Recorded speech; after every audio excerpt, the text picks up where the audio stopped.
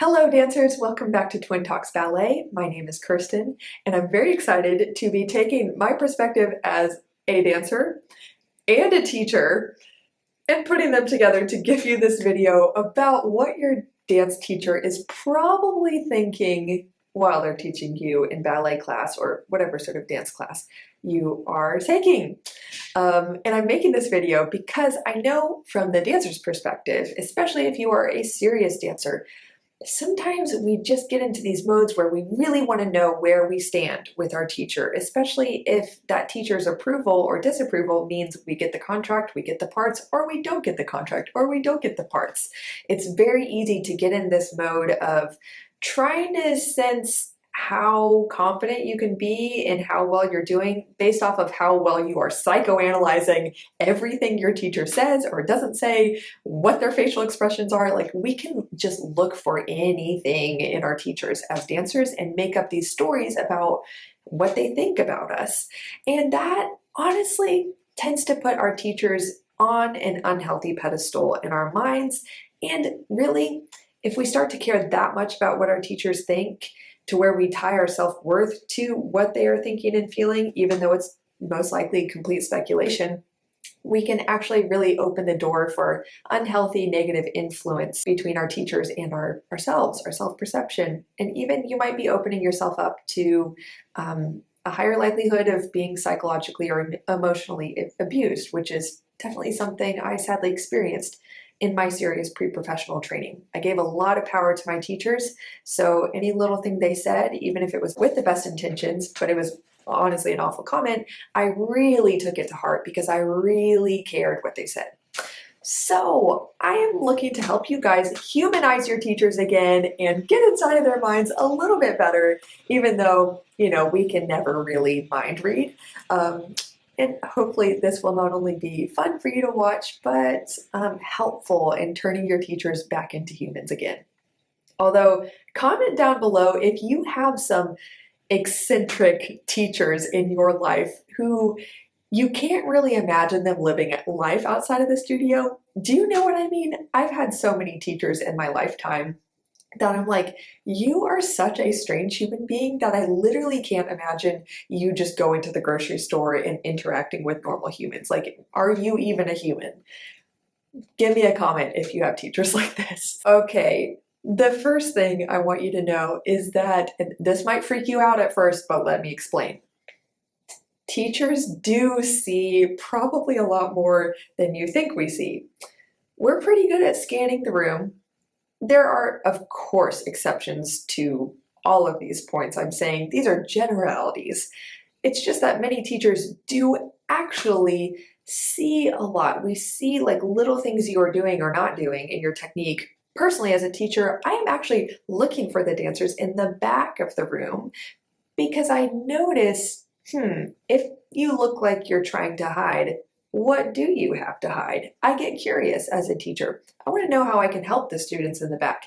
Maybe I need to help them, come up with a little bit more confidence to stand in the front. Maybe I need to give them a little bit more positive reinforcement. Maybe I need to talk to them afterwards and ask them some questions like, hey, what's going on?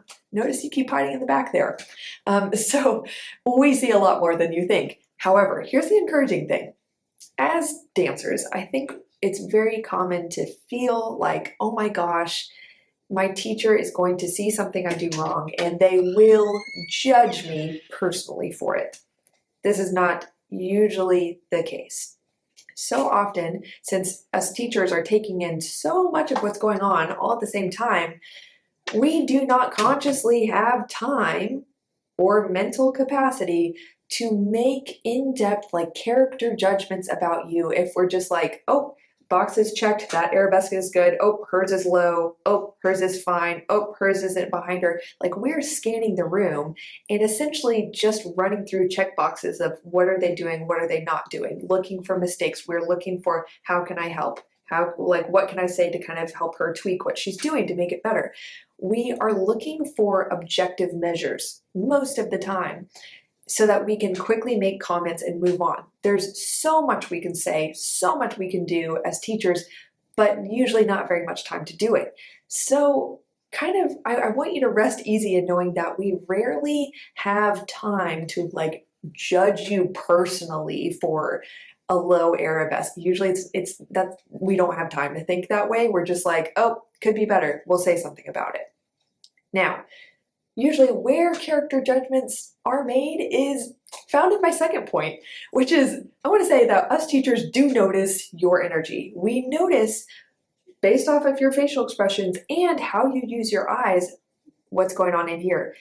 We can mind read, I think, mostly pretty well.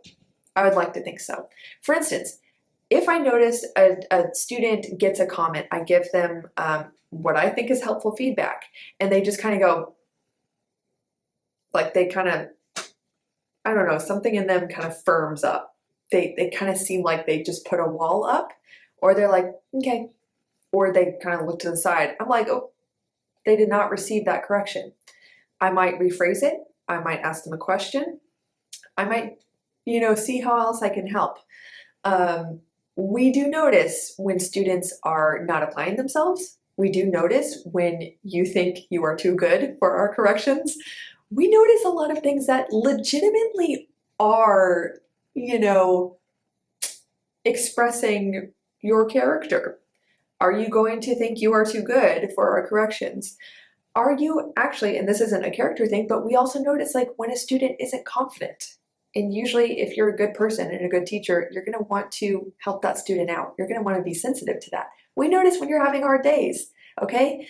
So that is, I don't want to say that's like when we make character judgments, but like if you are worried about being judged as a person, it would normally come out when you're actually expressing your personality more or acting in a certain way that isn't really favorable to the teacher-dancer relationship. Or also, when we've given you a correction 300 times and you still haven't applied it, we might think, okay, I guess you just don't want to fix it or you don't want to listen to me. That's when a teacher might start to get personally frustrated. Us teachers also, kind of on a funnier note, we do notice the little funny habits you have in your dancing that you probably don't know you have. That's probably why you're still doing them.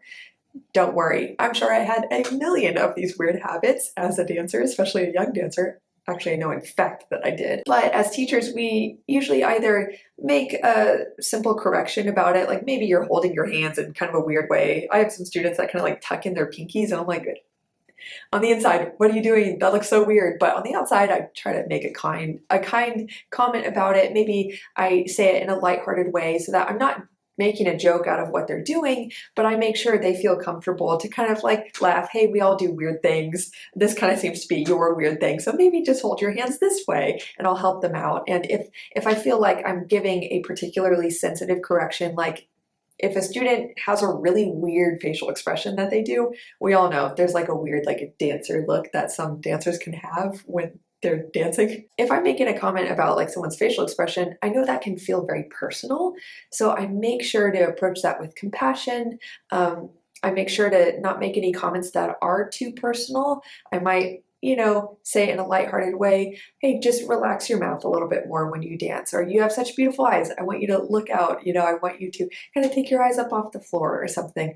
I might suggest in a kind way like how to overcome that weird habit. But yeah, we do notice the weird habits. And a tip I have for you dancers is if your teacher isn't saying anything about weird habits you have, maybe just ask a good friend like, hey, can you watch me dance? Let me know if I have kind of a weird habit so I can fix it. That's a great way to overcome this. Okay, now here's where it gets real.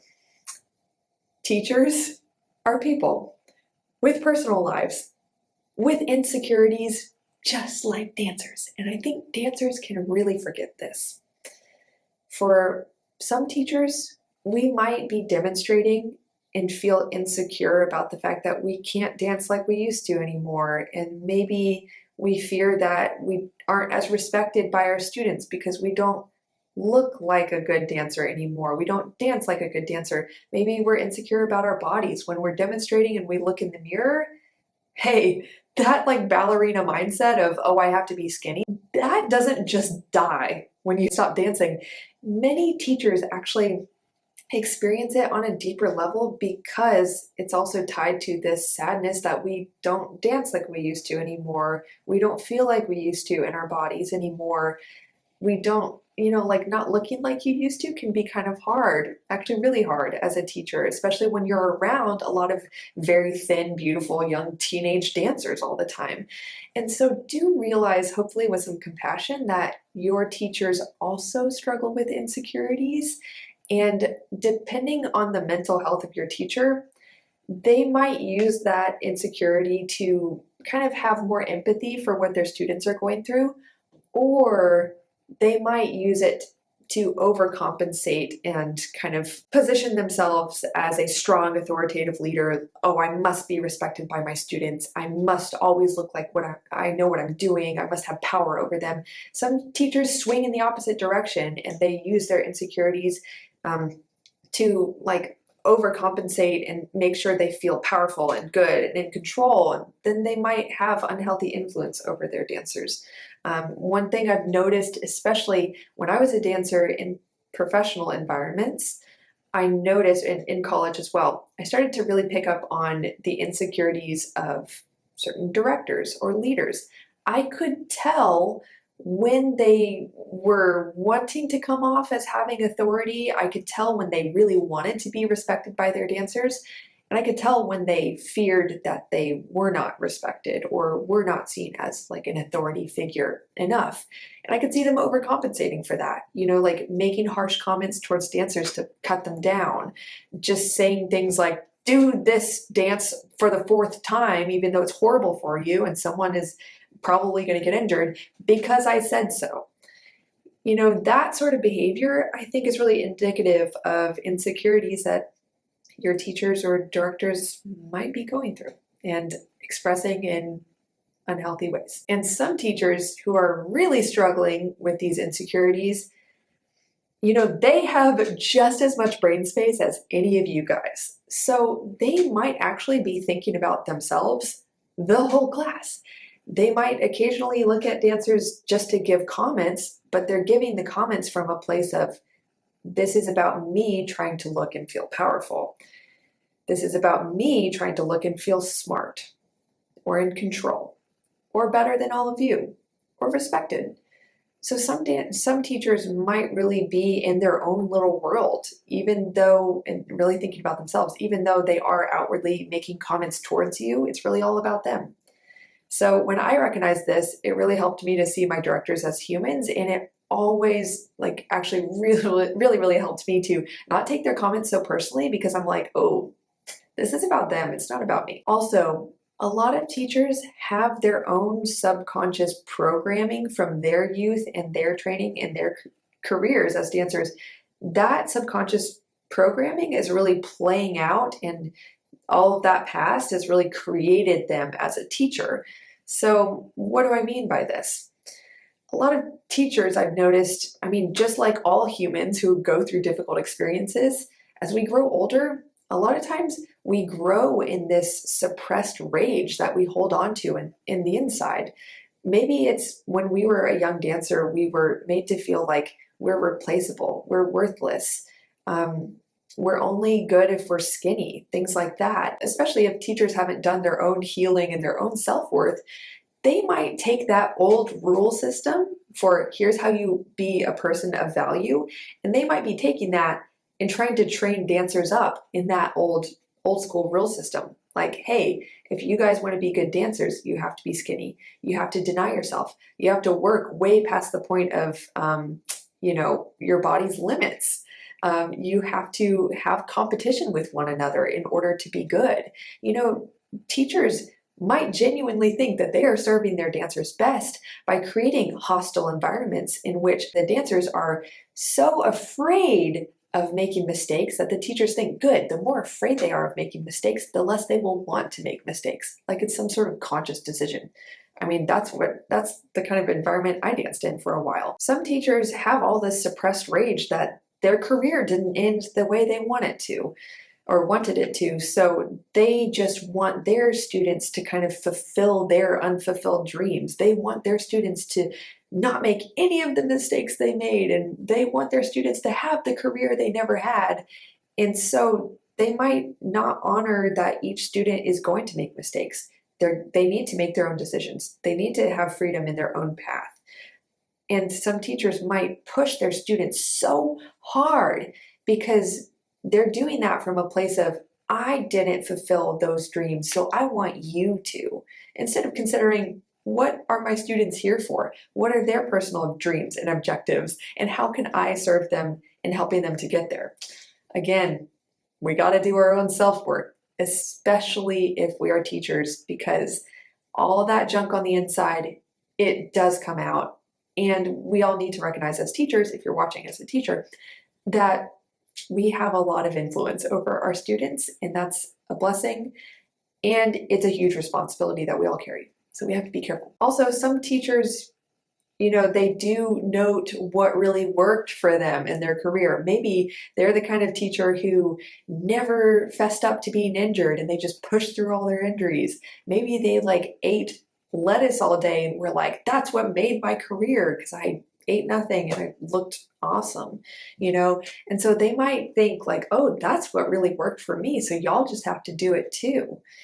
A lot of teachers are stuck in this very old school way of thinking, and many times it's no mystery to us dancers. We see it. So it's helpful as a dancer to look at this and to notice what might be going on with them. Try to see things through your teacher's eyes, and then you could acknowledge, hey, that's not how I see things, and put some power back in your own hands as a dancer to say, I disagree with that worldview. Or, I have empathy for the fact that that teacher clearly has insecurities. And so their comments that were really off or mean are probably more about what's going on in them, in the inside, than about what I'm doing. I think that's a really healthy thing to contemplate as a dancer. Now, you guys, I know that this video was somewhat lighthearted. We also got into some deeper topics about what's going on in your teacher's mind. But I also really want to take a moment to address that psychological and emotional, even other types of abuse, are very real in the ballet world. And so I've linked an article down below that I found from, Michigan State University. And I read this, I thought it was really, really helpful for helping us dancers to kind of identify what are some signs of emotional, psychological abuse from leaders. This is really an article about sports coaches, but I think it does relate to ballet. And, oftentimes in the ballet realm, we have to rely on research done on athletes because that's done a lot more frequently than research on ballet dancers. So I would highly recommend checking out that article I've linked down below, just so that if you're going through or if you are in an environment that is abusive, you can recognize it and start to break down, maybe this is actually a really unhealthy environment. I am not the problem. It's the teacher or it's the environment. And maybe then you can consider how you want to deal with this or if you want to leave. Now, I also want to say that if comments from your ballet teachers have made your self-esteem plummet, maybe it's made you resent your body, maybe it's made you feel like, man, I will never be good enough, or I'm just stupid, I can never learn the combinations fast enough. If comments from a teacher have really cut you down and made you feel that way, to where your perception of yourself and what's possible for you in the future has really been altered because of this treatment, I want you to know that it is extremely important to seek professional help to relieve the effects of these significant emotional events so that you can actually be free to look at your dancing on a video, in the mirror, feel it in your body in the moment and say, this is objectively good, this is how I'm doing, or this is what I can improve on, without so much baggage coming up about, oh my gosh, I'll never be good enough. Oh, all I see in the mirror is everything I should hate and everything that's wrong with me. All these things destroy your joy and your confidence in the studio. And I think we all know that dance is a very short career. It's something that we cannot enjoy forever. And it's so important. It's so amazing to be able to make the most of your dance journey and to enjoy it in every stage. That's so important to me because I know what it's like to have my career cut short and wish that I enjoyed it more. Now, here's the thing. I see so many dancers who have gone through experiences with a teacher that have really negatively impacted their confidence or the way they see themselves. And what dancers often do to remedy this is they say, I'm fine. I just remind myself that I'm good. I'm worthy of love. I give myself positive affirmations. But here's something I want to share with you. There's something called intrinsic learnings and extrinsic learnings. Intrinsic learnings are really these things that you learn on an emotional level. Extrinsic learnings are really logical things like 2 + 2 = 4. Here's how you do a tendu. You know, there's not really any emotion attached to it. It's just, yep, here's how we do this, or yep, this is true. These intrinsic learnings are really things that come from significant emotional experiences. Maybe logically, you're like, sure, I'm a good dancer. I'm at the top level of this big academy, and I remind myself of that to get me through my hard days. But on the inside, your teachers day after day, maybe humiliating you, calling you out, singling you out to say, you know, you're not good enough, or giving you the fat talk, you know, you need to lose weight, you don't look good enough, you'll never be a dancer. Experiences like that encode into your mind, like the emotional part of your mind, this is really what's true about me. I will never be good enough. So you can layer on top of that emotional learning, yes, I am good enough. Yes, I'm beautiful. Yes, I'm fit. But deep down on the inside, if you don't heal those intrinsic emotional learnings, they will always be running in the background of your mind. They will always be informing who you think you are deep down. They'll be inspiring, you know, for a dancer who really believes deep down they're fat. They'll be inspiring habits like constant dieting or body dysmorphia, things like this. And it's so important to go through a process with a professional who can help you heal and let go of those significant emotional experiences that really led you to believe something about yourself that's not actually true. And personally, as a master practitioner of neuro-linguistic programming and a mindset coach for dancers, I've walked many dancers as clients through a very simple process of going back into those emotional learnings and identifying them and letting them go, so that within one session, a dancer has finally broken ties with those experiences that have informed the way they see themselves. So now they're able to look at themselves in the mirror and say, I am so grateful for what my body can do. You can objectively enjoy your dancing and objectively say, like, yeah, I'm pretty good at this. And then objectively look at your faults and be like, sure, I can make that better. Instead of, oh, my fault means that I'm never going to make it. And then you spiral into a whole series of negative emotions and thoughts. So if you would like that level of emotional freedom so that you can finally have confidence and true joy and passion in your dancing again, then reach out to me. All you have to do is click the link down below to my website, kirstenkemp.com. Check out more about my coaching services and schedule a complimentary consultation. It's just a conversation between you and me so we can assess for you if coaching will be the best thing for you to accomplish your goals in dance and to feel the way you've always wanted to feel as a dancer.